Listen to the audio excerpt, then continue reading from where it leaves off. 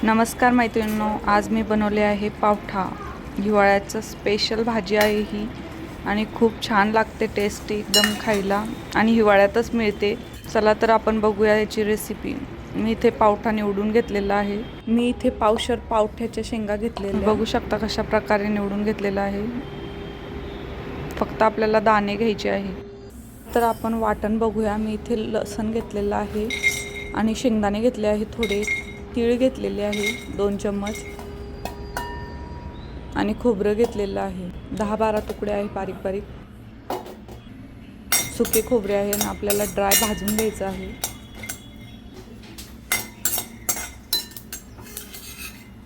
रंग बदलेपर्यंत भाजायचे आहे. आणि मी ते कोथिंबीर घेतलेली आहे वाटण तयार करत असताना.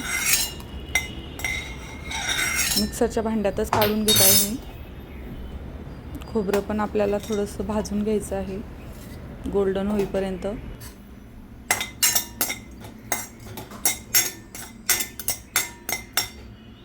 आणि त्याच्यातच तीळ पण आपल्याला भाजून घ्यायचे आहेत कमी फ्लेमवर.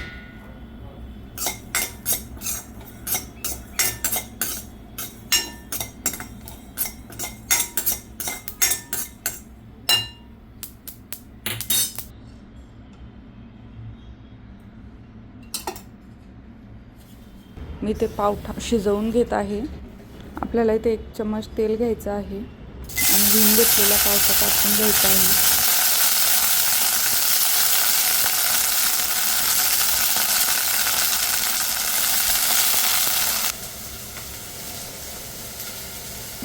वाटण तयार करून घ्यायचं आहे. जिरं सुद्धा टाकलेलं आहे मी 1 चम्मच. वाटण बघू शकता तुम्ही तसं जाडसर बारीक केलेलं आहे मी, जास्त पेस्ट नाही आणि याच्यात पाण्याचा यूज नाही केलेला मी. पावठा आपला नॉर्मल भाजलेला आहे. आपल्याला अजून थोडासा भाजून घ्यायचा आहे आणि थोडासा क्रश सुद्धा करून घ्यायचा आहे. कढईत थोडंसं मीठ टाकून घेत आहे मी ते, जेणेकरून पावठा लवकर शिजेल.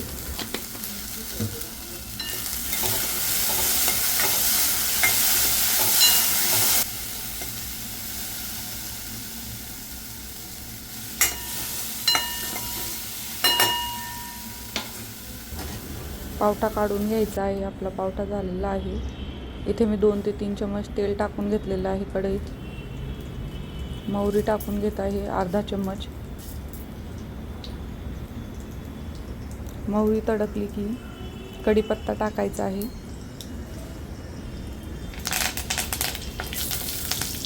कढीपत्त्याने खूप छान टेस्ट येते.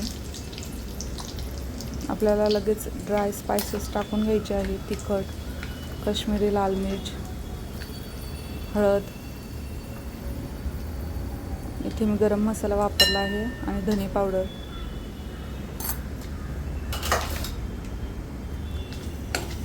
व्यवस्थित मिक्स करून घ्यायचं आहे.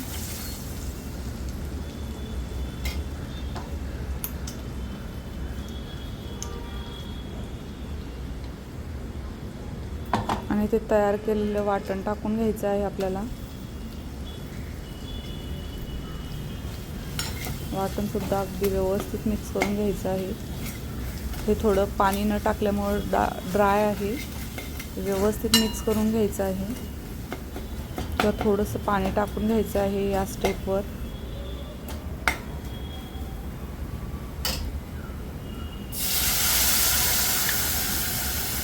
मी ते पाणी टाकून घेतलेलं आहे.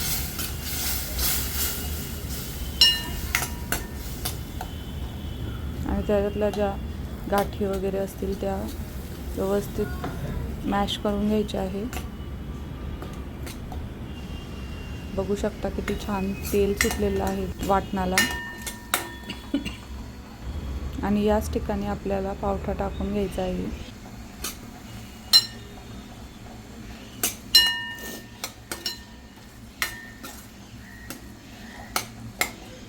आणि मी ते अजून 1 ते 1.5 ग्लास पाणी टाकून घेतलेलं आहे. आपल्याला रस्सा करायचा आहे, कमी रस्स्याचा करायचा आहे, त्याच्यानुसार आपण पाणी टाकायचं आहे.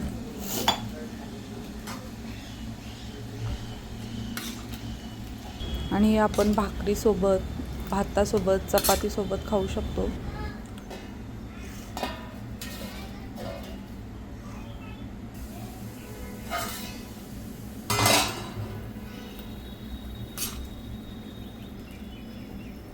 व्यवस्थित शिजू द्यायची आहे चांगली आपल्याला 10 ते 15 मिनटं.